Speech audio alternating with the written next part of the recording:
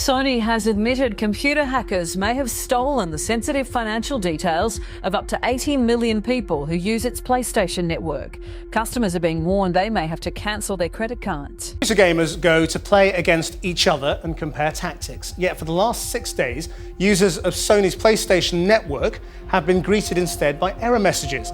The electronics giant says it's shut down the service, which is used by 75 million people worldwide, after suffering what the company called an external intrusion last Wednesday. However, it's unclear who was behind the hacking attack. –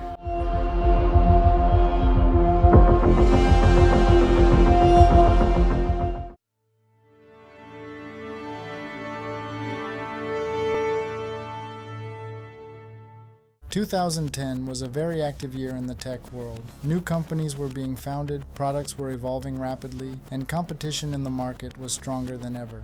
For Sony, things were generally going well. The PlayStation 3 had entered its 4th year on the market and was maintaining steady performance in sales. Overall, Sony was operating within a product cycle that was unfolding largely as planned, with a strong and competitive gaming market, but still under the company's expected trajectory. In the world of technology, there is one golden rule: no system is unbreakable. Some just haven't been pushed hard enough yet. But in 2011, when a 21-year-old shattered the security of the PlayStation 3, then considered the world's most secure fortress, Sony realized this wasn't just a push. This was a one-man war against a corporate empire.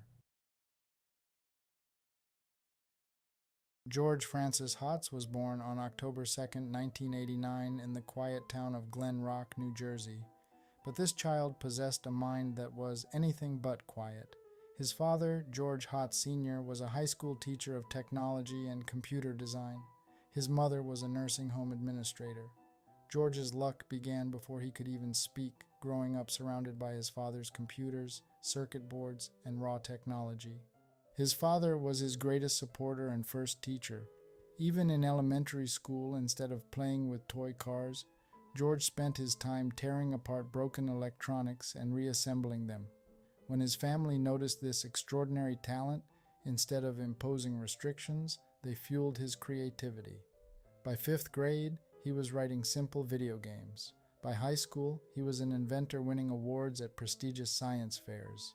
His education was a classic story of a mind too big for the classroom. After graduating from Bergen County Academy, he entered Carnegie Mellon, one of the world's top technical universities. However, the speed of the school couldn't keep up with the speed of George's mind. After just one semester, he dropped out, saying, "There are more interesting things to learn." He didn't chase diplomas, he chased unsolvable problems. His drive to investigate everything to its core would shake the world in 2007. Apple had released the first iPhone, locking it exclusively to the AT&T network. Sitting at his kitchen table with a screwdriver and simple software, George broke that unbreakable lock after 500 hours of work. When he traded the world's first unlocked iPhone for a Nissan 350Z and 3 new iPhones, he was no longer just a kid from New Jersey. He was Geohot, a name that would change tech history. It all truly began with a unilateral declaration of war by Sony. The PlayStation 3 was one of the most powerful pieces of hardware on the market, and Sony had granted users a unique freedom called Other OS, which allowed them to install Linux and turn their console into a personal computer. But in 2010, using security vulnerabilities as an excuse, Sony locked this door forever with a single update. For George Hotz and other activist hackers, this wasn't just a lost feature, it was a violation of the sacred right to property. Their philosophy was simple: if I don't control the device I paid for, I don't truly own it. But this time, the fortress was much better guarded.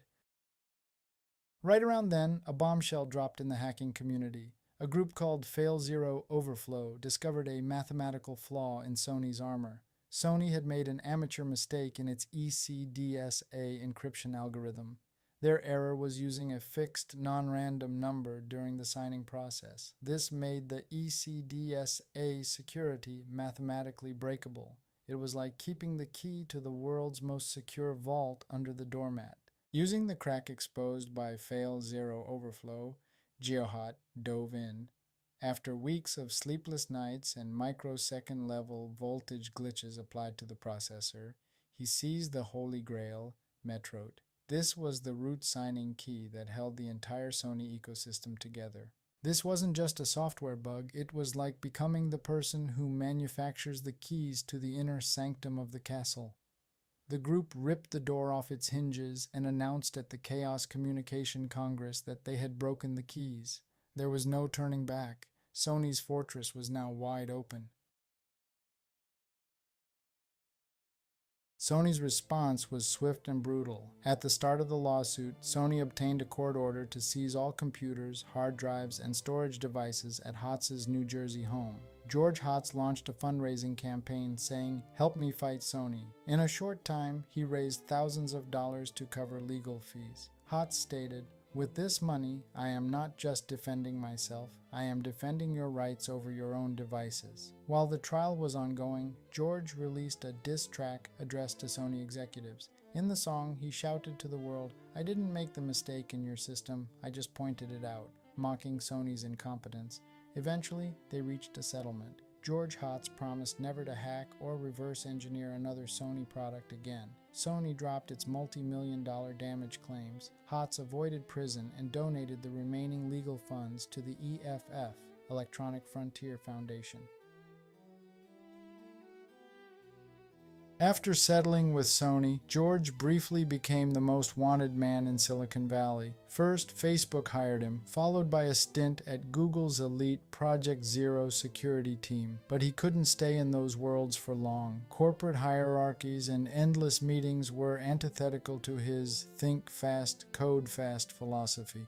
He had found a new toy, autonomous vehicles. One day, George met with Elon Musk over dinner. Musk offered him a multi-million-dollar deal to work at Tesla. George gave Musk an audacious reply, "I can build an autonomous system better and cheaper than yours by myself." Musk didn't believe him, and they made a bet.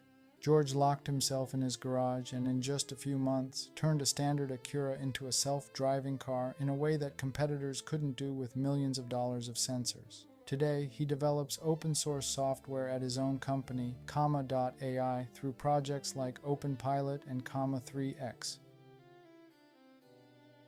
What a life! It goes to show that a person's destiny can change in an instant. A book you read as a child, your father's profession, a word your mother said to you.